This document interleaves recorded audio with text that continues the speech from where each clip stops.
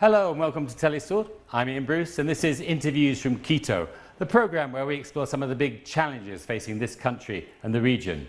In today's programme, elections for the Mayor of Quito. They don't take place until next March. The candidates aren't even registered yet, but the pre-campaign is already getting interesting, with neither the outgoing mayor nor the governing party showing more than a blip in the polls. So what does this tell us about the wider political situation here in Ecuador? To talk about this, we're very pleased to have with us Mario Unda. He teaches sociology and political science at both the Central and Catholic universities here in Quito, and he's a long-time observer and participant in the Ecuadorian political scene. But first, let's take a look at this video. Only 6 months before the local elections in Quito to choose different political charges, including the new mayor, Quiteños give their opinion on the current administration. I wouldn't use words to describe his management. We just have to look at all the garbage behind me. It's a shame. Quito has a lot of problems with garbage, with the damaged streets. It looks like the municipality doesn't exist.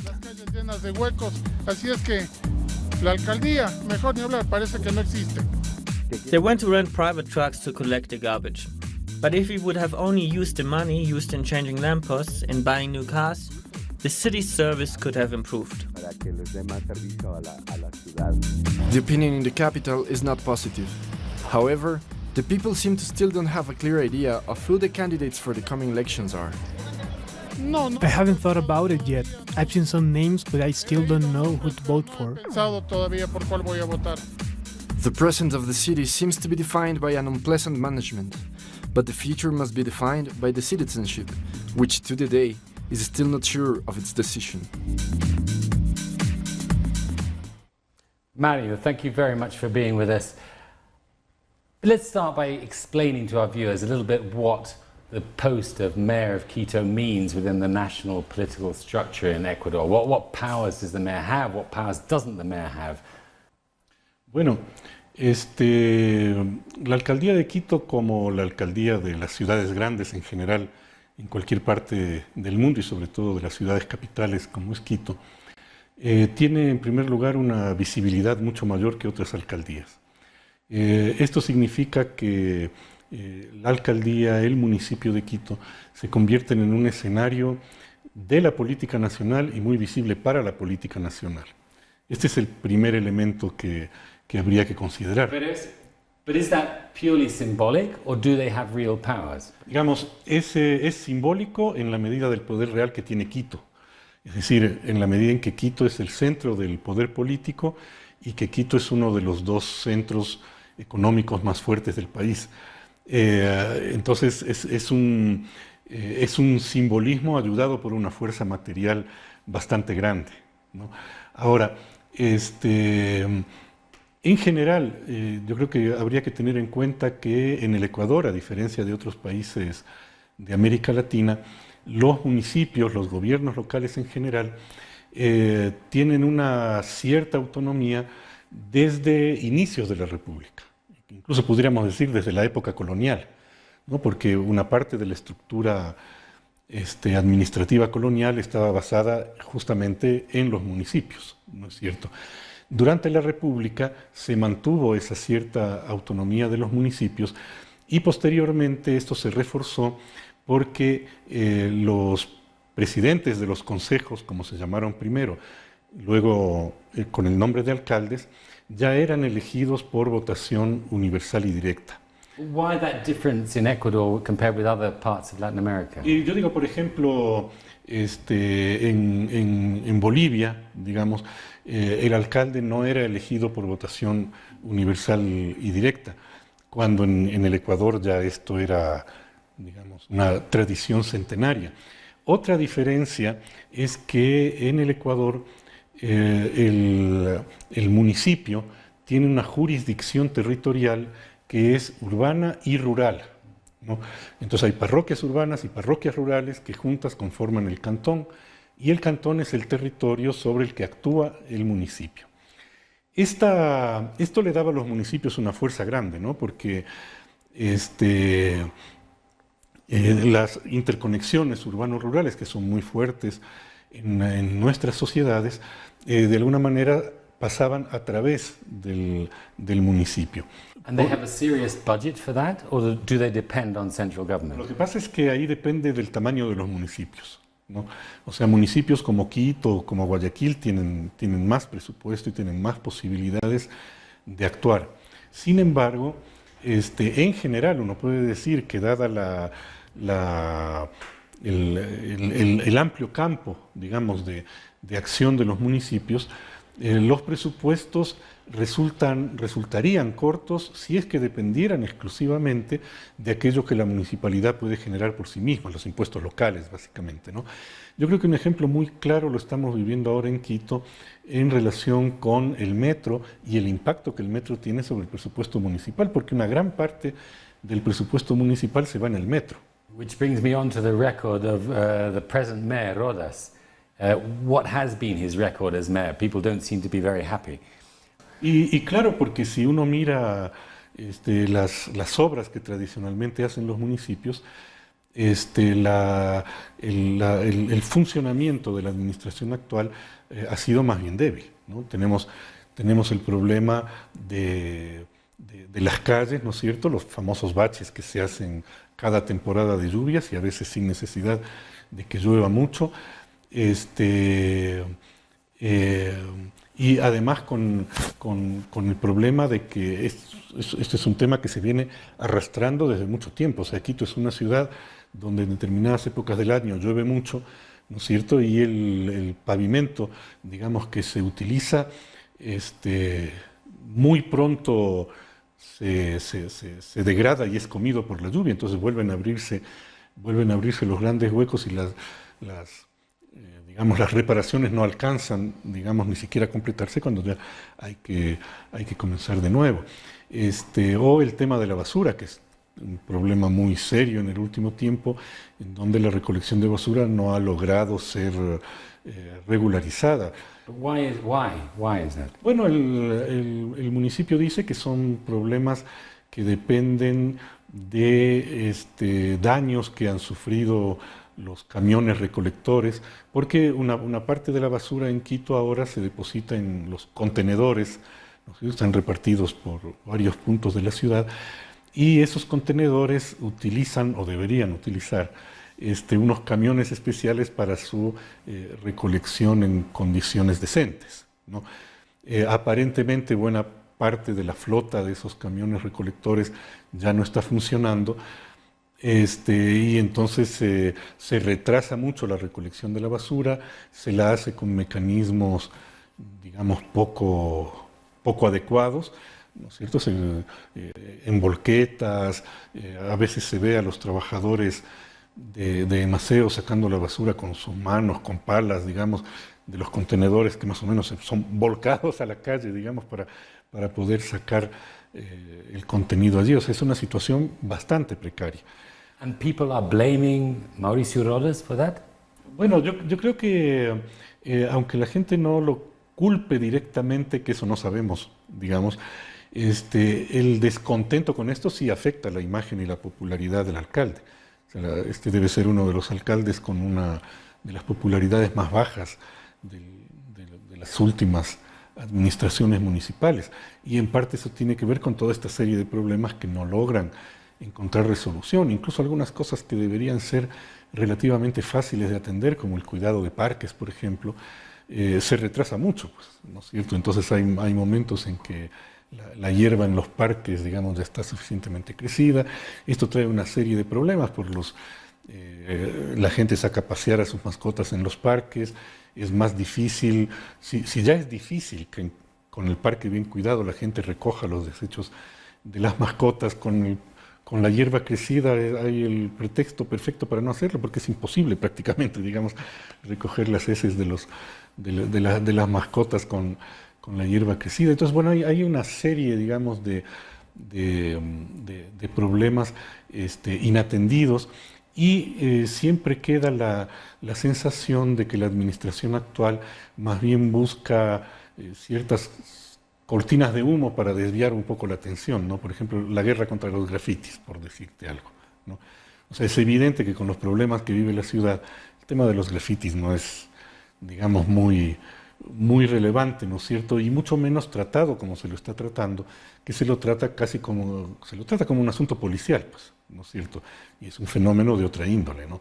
Entonces, todo eso ha hecho que la popularidad del alcalde descienda. So what are the big themes, the big demands that people, quiteños, the population are making for these next elections? Que allí habría que tomar en cuenta dos cosas, ¿no? La primera, las demandas que la población manifiesta de modo directo.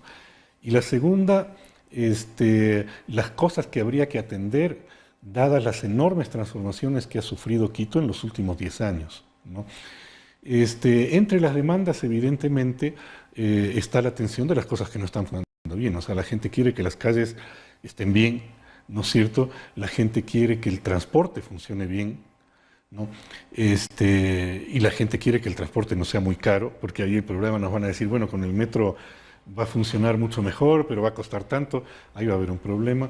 Yo creo que también hay que tener en cuenta que aún con el metro funcionando, eso no soluciona los principales problemas de movilidad de la población de Quito, porque la línea que tiene el metro sigue el tradicional recorrido norte-sur que siguen las líneas ya existentes, ¿no? Como el trolebús, la ecovía, el que se llama también metro.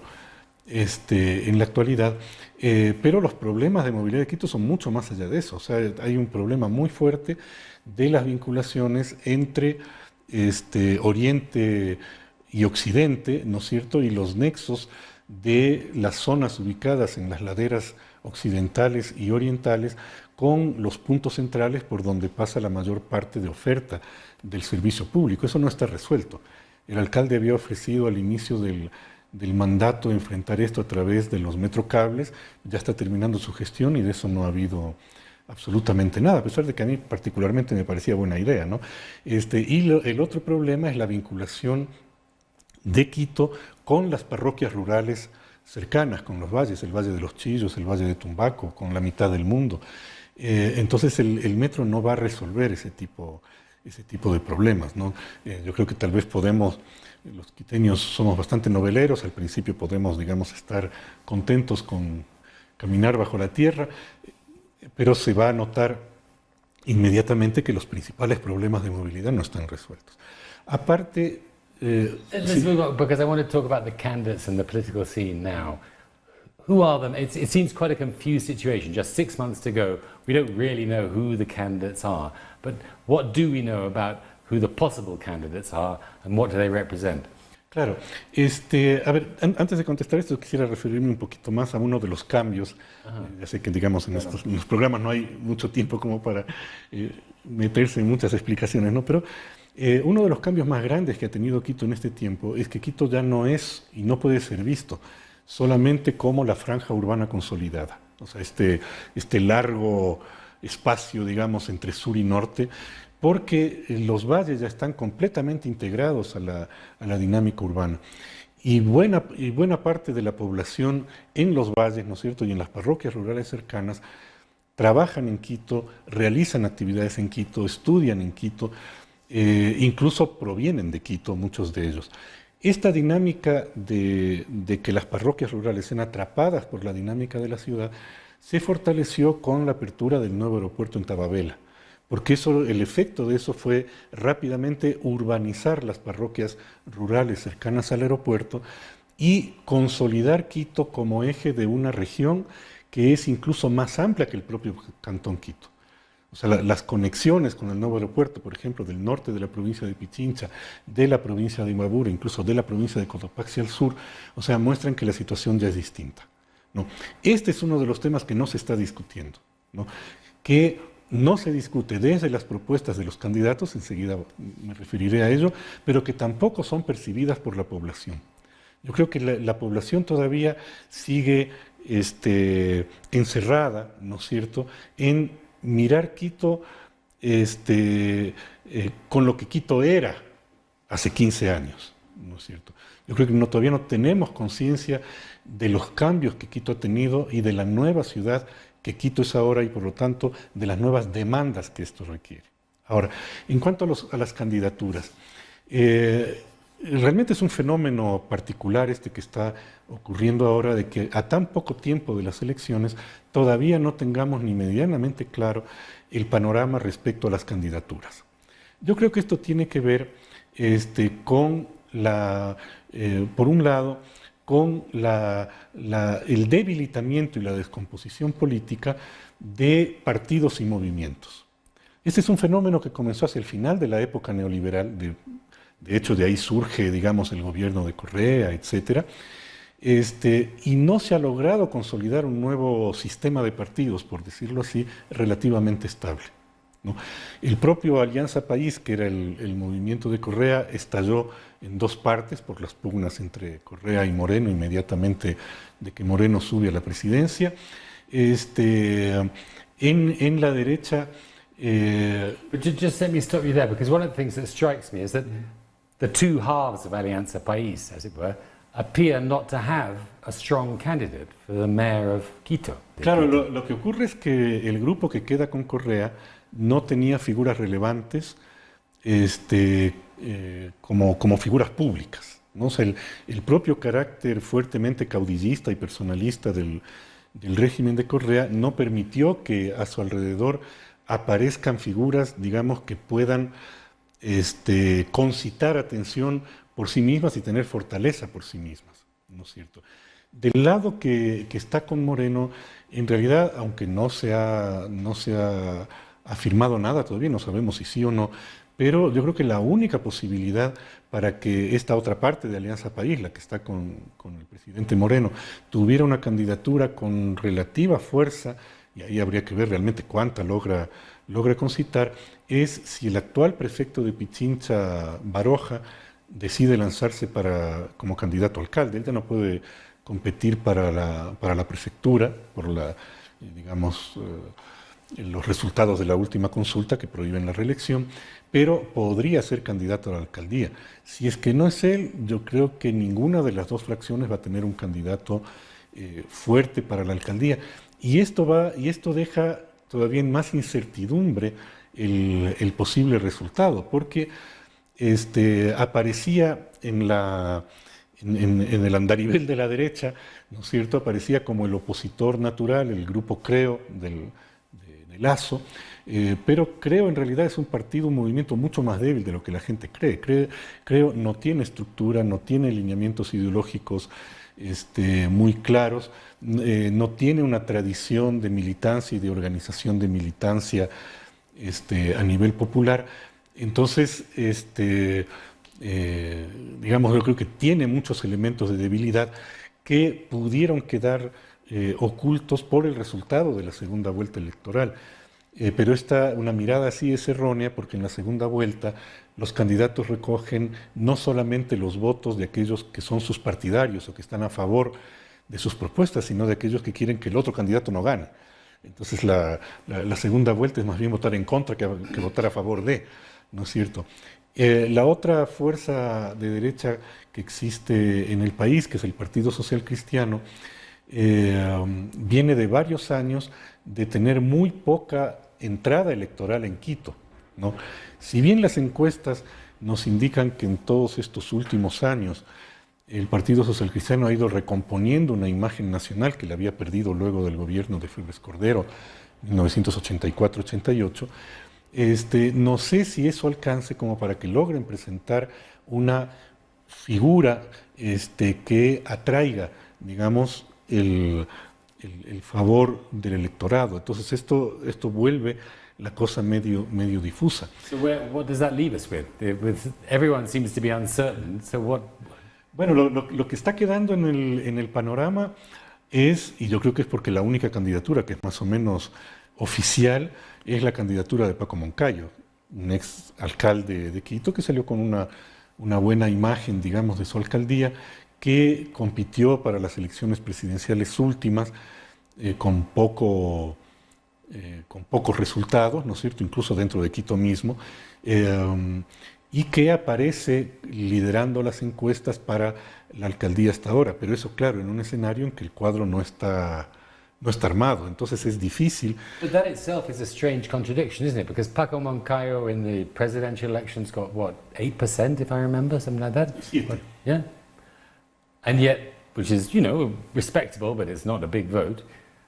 And yet, for the mayor elections, he seems to be one of the best placed. How do you explain that difference? Bueno, lo que ocurre es que acá en el Ecuador, no sé cómo será en otras partes, no me he puesto a investigar, pero acá en el Ecuador no es lo mismo el modo en que la gente mira a los candidatos en una elección nacional que en una elección local.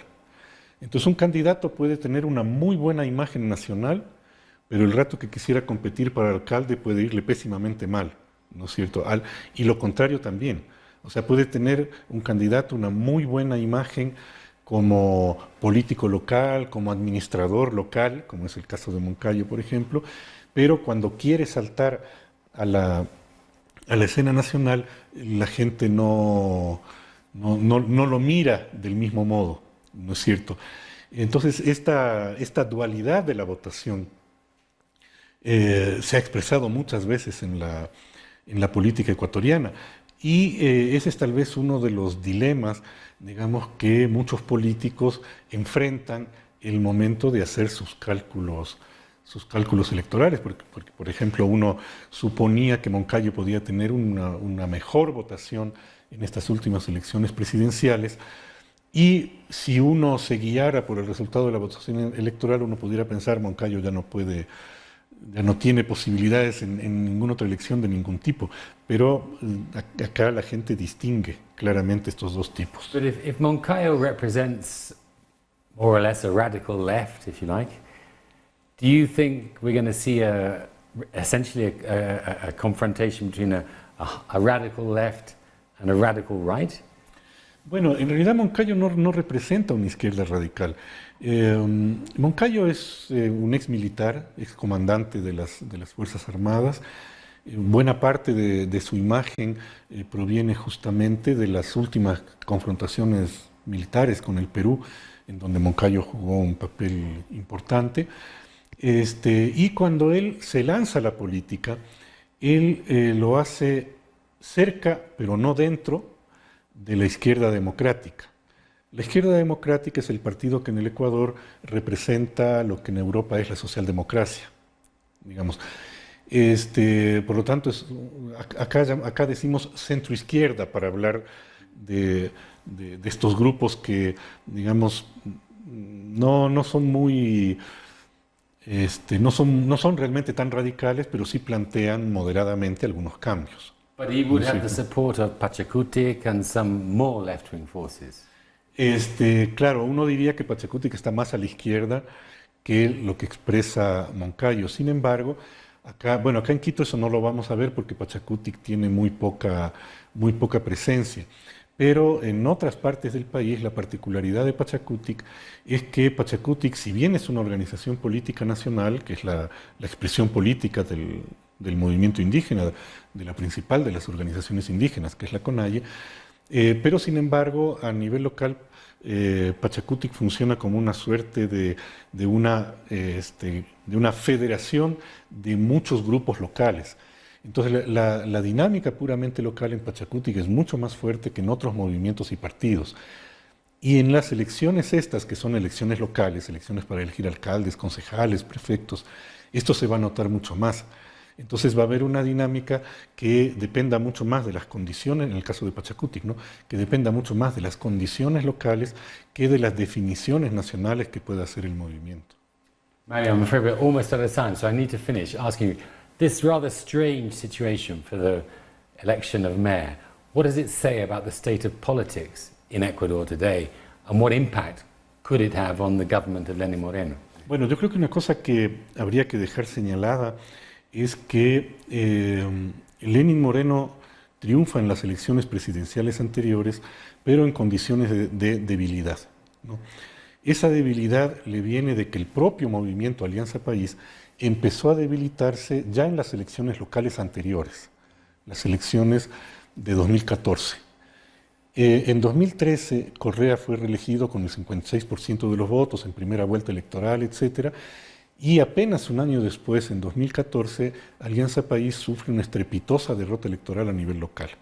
Pierde 24 de las 26 capitales provinciales, pierde las ciudades más pobladas, pierde los principales centros económicos en un descalabro que no llegó a analizarse adecuadamente ni en el lado perdedor ni en el lado supuestamente vencedor.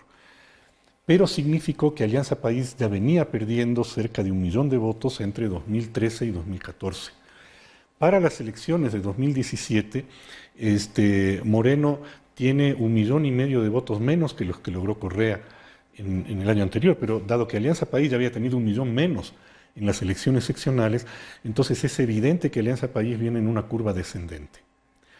Este descenso de Alianza País a mí me parece que se profundiza, lo vamos a ver en estas elecciones, por la ruptura entre Correa y Moreno, porque ambos quedan debilitados. O sea, a lo mejor con suerte algunos de ellos lograron mantener algún bastión electoral, ¿no es cierto? Pero poco más allá de eso es lo que creo que podrían conseguir. Por lo tanto, la situación que se presenta para el régimen puede ser complicada si es que el régimen no logra hacer algunas alianzas, llamémosles inteligentes políticamente, ¿no es cierto? Y presentar algunas candidaturas que vuelvan a concentrar el interés de los electores, porque si no, esto va a ser una derrota que puede llegar a ser contundente para el gobierno de Moreno. And that could have implications for the next presidential elections. Claro, no sabemos exactamente cuánto, pero sí, porque, digamos, acá también hay que tomar en cuenta lo otro, que, digamos, aparece, y esto ya venía desde 2013, digamos, como la parte, digamos, de la oposición política que pugna por hacerse con el poder luego de la salida, que algún rato ocurrirá, de Alianza País, aparece la derecha. Pero como ya dijimos antes, la derecha tiene también sus debilidades, ¿no es cierto? Eso lo que implica, digamos, es que hay un escenario político que no está definido y que me parece que no se define en parte porque los propios actores políticos no dan las señales claras suficientes. Es decir, por un lado, las posibles recomposiciones de Alianza País. Esto no se ve ni en el lado correísta ni en el lado morenista. Por otro lado, en la oposición, llamémosle de centro-izquierda, más socialdemócrata, ¿no es cierto?, el estilo de Paco Moncayo, etcétera, digamos que no se ve muy claro, ¿no es cierto?, que se presenten como una opción de poder político general, ¿no es cierto? Y por otro lado, si es que habrá o no posibilidades de recomposición de un espacio de izquierda, que es algo que sigue estando entre paréntesis, entre signos de interrogación, pero que frente a eso los actores interesados no muestran, digamos, signos de que estén emprendiendo con alguna línea política estratégica de recomposición como para ocupar algún espacio en la escena política nacional, aunque al principio sea pequeño. Thank you very much, Mario. I'm afraid we're out of time, but that was a very interesting analysis. We've been talking to Mario Unda, Ecuadorian political analyst, about the very interesting and somewhat strange campaign for next year's local elections here in Quito and what that says about the state of politics here in Ecuador. Thank you very much for watching Interviews from Quito. I'm Ian Bruce. Until next time.